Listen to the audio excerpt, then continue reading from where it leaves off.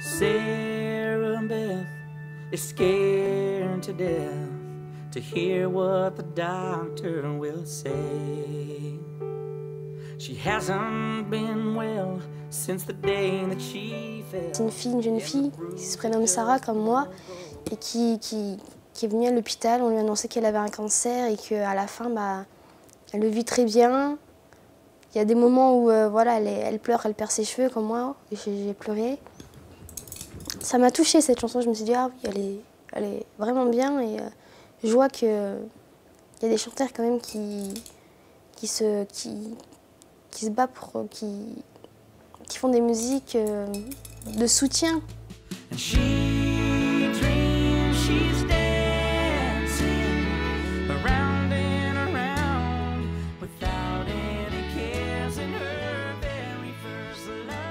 J'ai rencontré Sarah en septembre 2010, elle avait 15 ans. Ça faisait déjà 2 ans qu'elle se battait contre le lymphome d'Hodgkin, 2 ans de lutte contre ce foutu crabe, mais aussi contre les préjugés.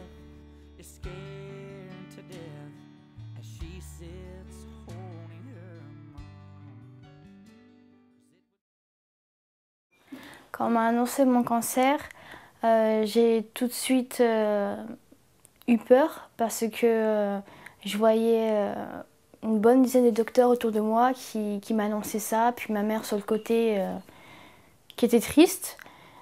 Logiquement, j'ai pensé que c'était fini pour moi, que c'était ma dernière heure. Donc j'ai commencé à avoir des larmes, pleurer.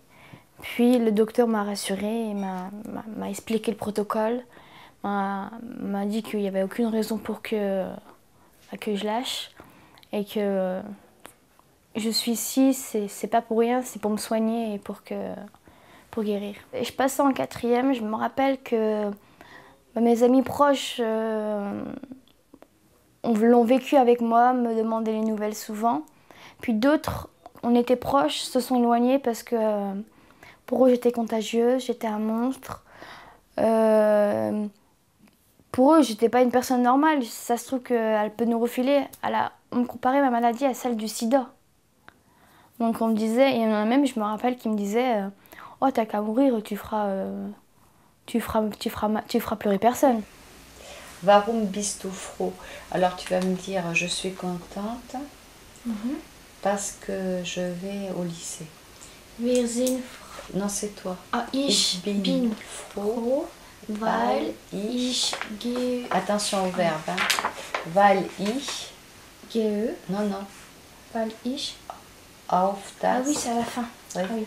Weil ich auf das Gymnasium gehe. Das Krankenhaus, l'hôpital. Et comme on dit, parce que je ne suis pas contente, parce que je pars à l'hôpital. Alors, vas-y. Je suis contente d'être au lycée, les gens sont bien matures, prennent tout le temps des nouvelles.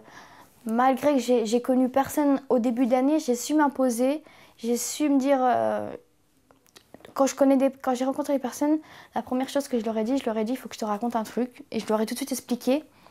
Et là, bizarrement, elles ont eu un déclic, pas de pitié, mais de compassion. Parce que beaucoup de personnes ont eu quelqu'un de leur famille qui ont été malades, qui ont eu un cancer, donc ils savent ce que je vis.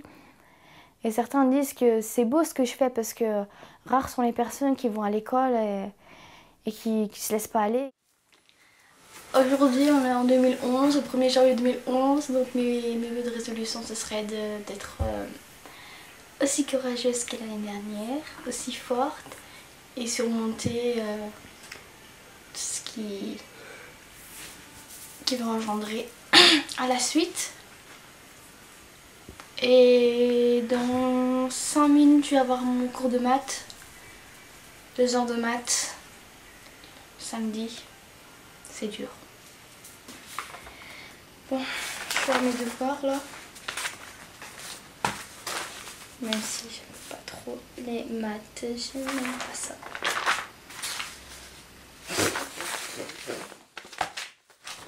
J'essaie de rattraper le plus possible mon retard. J'ai, avec une organisation, grâce à eux, des professeurs viennent à la maison pour apprendre l'allemand, toutes mes matières. Pour pas être en retard par rapport à mes camarades. Et aussi, si je fais ça, c'est pas pour l'envie aussi, mais pour prouver aux gens qu'on peut travailler même si on est malade. C'est pas parce qu'on est malade qu'on doit rester au fond de son lit et rien faire.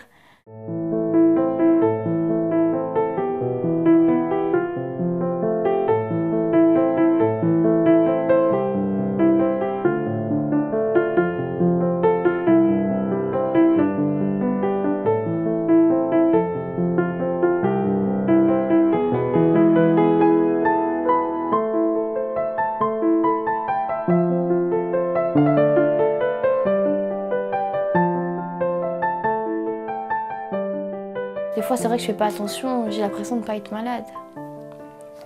Mais c'est quand je le sens que je suis malade, c'est après les chimios, quand je me plains, là je sais que je suis malade. C'est-à-dire quand tu te plains? Quand j'ai mal au thorax, quand je vomis, quand j'ai mal à la tête, plein de choses quoi, plein de petits trucs qu'on pourrait pas savoir si on connaît pas la maladie. Je me rappelle qu'après les chimios, souvent j'avais une douleur comme si quelqu'un nous compressait la taille et comme si on avait mis un bustier trop serré et qu'on pouvait plus respirer et qu'on avait beau l'enlever, ça restait.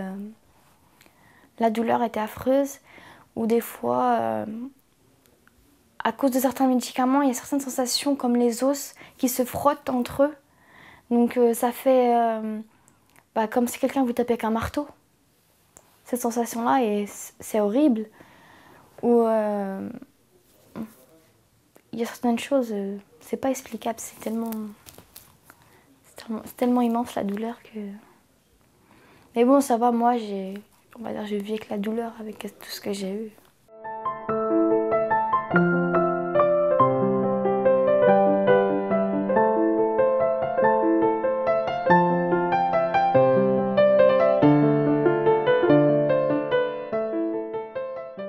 Comme je le dis, c'est quand on a mal, c'est qu'on est vivant.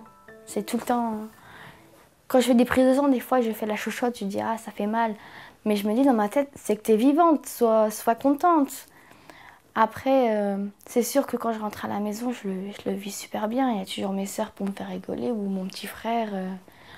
Je me sens jamais seule, j'ai jamais eu des coups de blues ou. Je crois que je fais mieux que Sophia.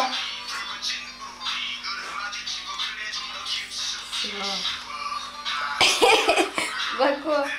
Toute la tête.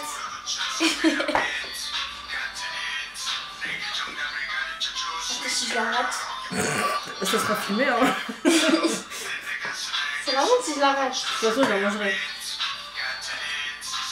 Va-t-elle réussir?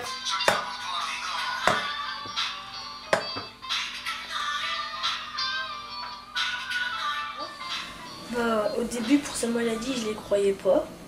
C'est quand j'ai vu sa chimiothérapie que là, j'ai cru et j'étais inquiet.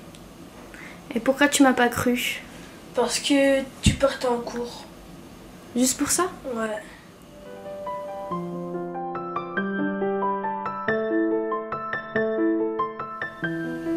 À un moment, quand elle a eu une chimio très forte, ses cheveux tombaient. Et ça, comment tu l'as vécu? Mal, bien? Rigolo même. Oui. Très bien même. J'ai pas fini. Parce que j'avais des petits surnoms affectifs comme Zizou, Zizou, boule de crâne, boule de billard, boule boule de cristal. Donc c'était plutôt amusant. Quand j'avais pas beaucoup de cheveux, et comme tu ferais un peu bouboule, on disait qu'on était des jumeaux. Et moi, ça me faisait rigoler du sens parce que mon petit frère s'appelle Brahim et moi, on m'appelait Brahima. Donc moi, ça me faisait rigoler. On disait « Ah, c'est ton jumeau là ». Puis ça fait toujours plaisir de rire de soi-même que de me dire « Oh non, faut pas dire ça ». Puis je pense que ça aide aussi. Hein. Le rire, ça fait guérir. Hein.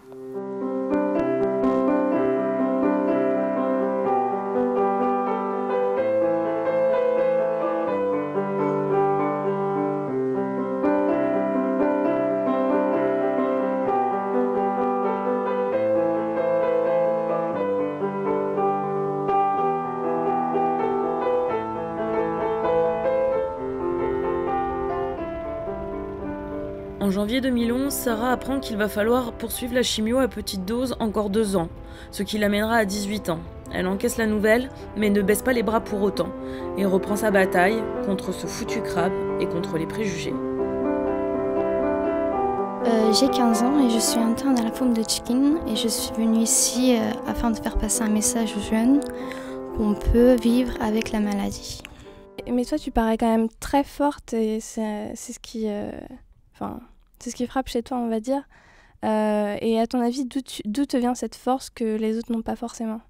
Je pense peut-être que ça vient de mon éducation. On m'a toujours dit elle a tête haute, n'aie jamais honte de ce que tu es. On m'a toujours dit sois forte. Donc moi, on m'a toujours été comme ça.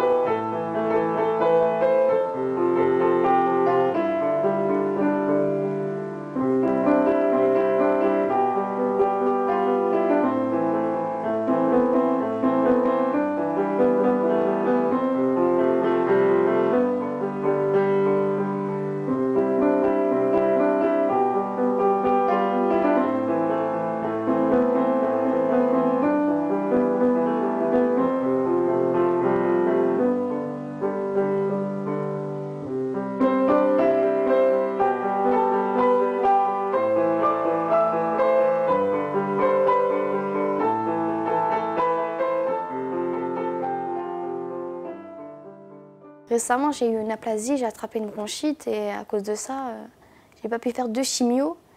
Et mes docteurs avaient vraiment peur que ce soit vraiment grave et heureusement, on a pris ça à temps avec des antibiotiques. Il faut s'occuper parce que c'est très long, on ne peut pas sortir. Même dans ma cour, j'ai évité de sortir de peur qu'il y ait des microbes qui viennent. C'est vraiment difficile. Même mes frères et sœurs qui ont beaucoup d'allergies doivent mettre des masques. Parce que c'est un simple microbe, ça peut être vraiment dangereux. Les Japonais, une fois sortis de leur rang, la présentant comme une prostituée. On devrait en savoir plus cet après-midi sur les suites de cette affaire. Le procureur de New York. Pour tous ces cadeaux, regardez.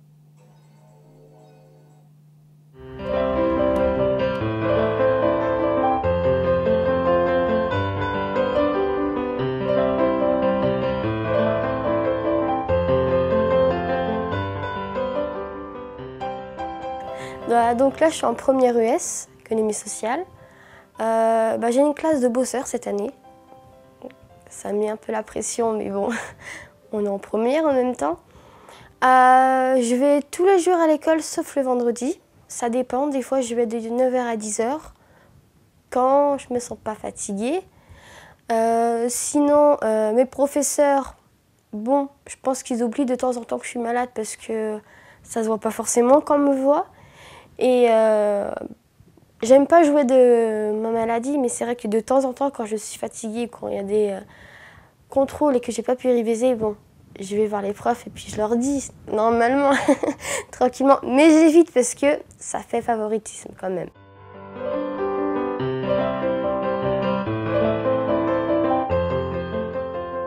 Il y a un mois, en janvier 2012, je suis partie à l'IGR voir mon spécialiste, le docteur Bruchière.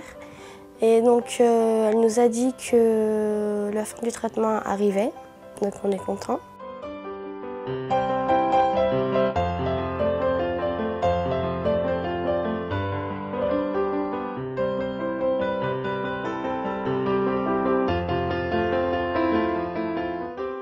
Puis elle m'a expliqué qu'il fallait quand même qu'on reste vigilant, que ça pouvait revenir. Donc on a toujours la chimio haute dose de côté. Donc dans tous les cas, s'il y a une rechute, j'espère pas, il y a la chimio de côté.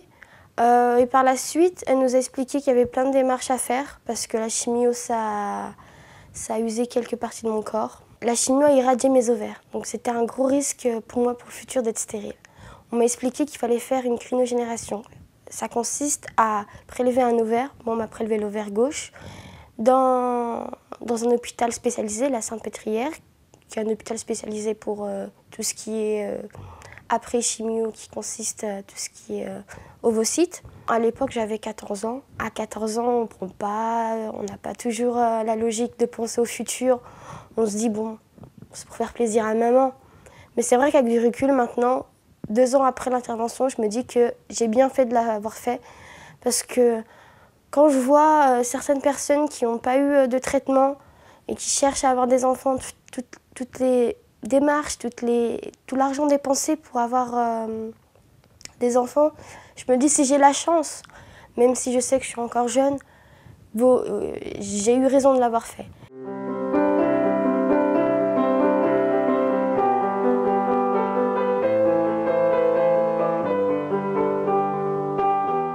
Moi, je sais que les personnes pour qui j'ai dit que j'avais mon cancer le voyaient différemment.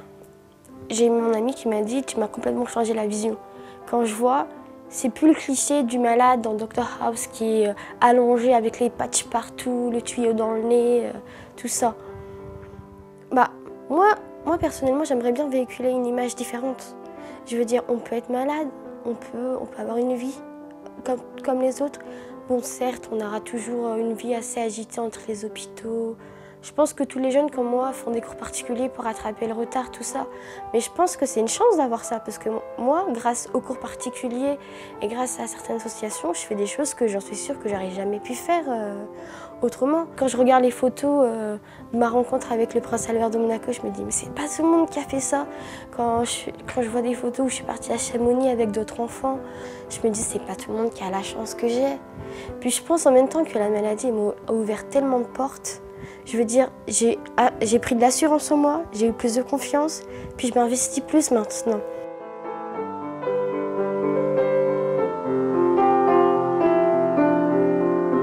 Je pense que les personnes ayant vécu ce genre de choses sont plus fortes pour le futur, je veux dire. Parce qu'on a tellement combattu tellement de choses que, mais je pense que le futur,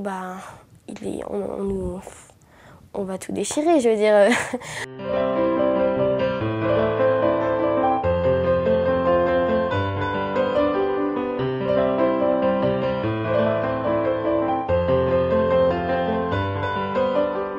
Avec du recul, je me dis, en fait, les cicatrices, c'est rien, c'est une histoire. Je veux dire, c'est comme les écorces d'arbres. Plus ils ont de cercles, plus ils ont d'histoire. Donc on va dire que c'est une histoire de ma vie, les cicatrices que j'aurai.